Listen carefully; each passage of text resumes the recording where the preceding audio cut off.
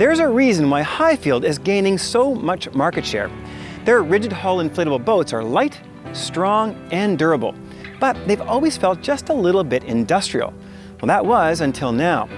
This is the new Sport 420, which sits right in the middle of a new sport lineup from 10 feet all the way up to 24 feet. And with this new sport lineup, Highfield clearly intends to make a mark in the luxury tender category.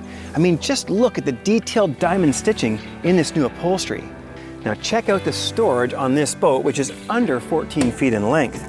I mean, this is absolutely enormous, partly because the storage goes all the way to the floor. And check out the detail here, a gas assist strut to hold the seat open, so it's never going to come down on your fingers when you're not looking.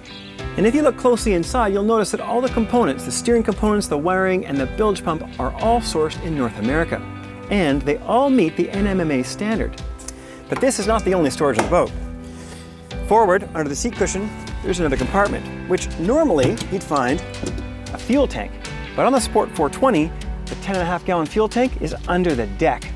The console is new, with more room for larger electronics, and the switches are now LED-lit push buttons, as opposed to plastic rockers. Under the console seat, we find even more storage, along with the battery and VHF radio. I'm always adding gadgets down the road, and this kind of access is really appreciated. EVA foam is standard on the Sport models, covering almost all aluminum surfaces you might touch. And one of my favorite features is this bow pad. Now, a few tenders have them, but the Sport model has the latest version, with these flattened edges and flush mount cleats. It's a great spot to sit, and trust me, the last thing you want to do when you slide off into the beach is slide over a hard-mounted cleat. Well, now you've seen the details, let's take this for a ride. And since the 420 Sport weighs under 700 pounds dry, you could get away with a 40 horsepower outboard. But what fun would that be? Today, we have the ultimate, Yamaha's super lightweight F70. With a dry weight of only 253 pounds, this is by far the lightest 70 on the market today, and is even lighter than the closest modern two-stroke by 67 pounds. But that doesn't mean it's a stripped-down three-cylinder. This is a super smooth 996cc four-cylinder with a single throttle valve and pulse-tuned intake tracks, much like the big 425. Needless to say, the performance is awesome. With a light load and half a tank of fuel, time to plane was 3 seconds flat, and top speed was a hair over 40 miles per hour, which in a dinghy feels more like 60. But that isn't even half the story. Since the boat and motor are both quite light, this 420 will stay on plane right down to 15 miles per hour. Talk about a comfortable boat. I mean, it's got a 20-degree dead rise, so that means it's an Ocean Master hull, but it's got 4mm plating in it. And with those welded strakes, you can really feel how firm and rigid this boat is. You don't really get a lot of vibration transferring through the hull. It just feels like a piece of billet aluminum, so solid. And that 20-degree dead rise gives you amazing ride comfort. Looking for the limit, I kept turning the wheel harder and harder with more and more throttle, and this boat just sticks. It was almost impossible to blow out the prop, and never once did this boat spin. Crazy for a 14-foot tender. Look at that!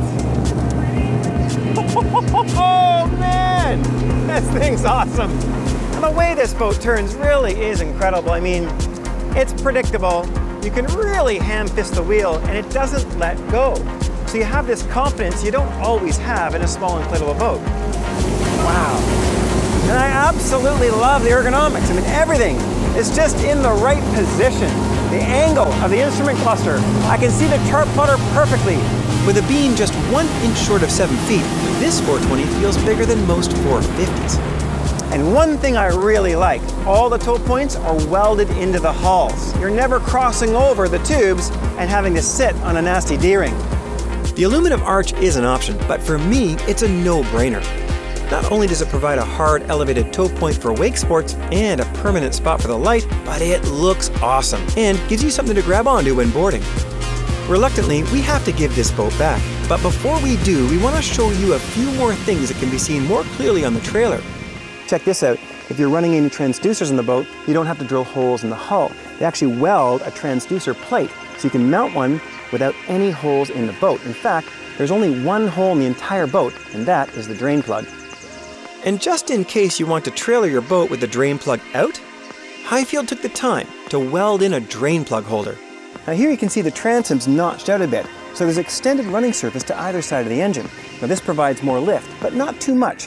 And because their tubes don't have end caps, the tubes actually provide more buoyancy at the back of the boat.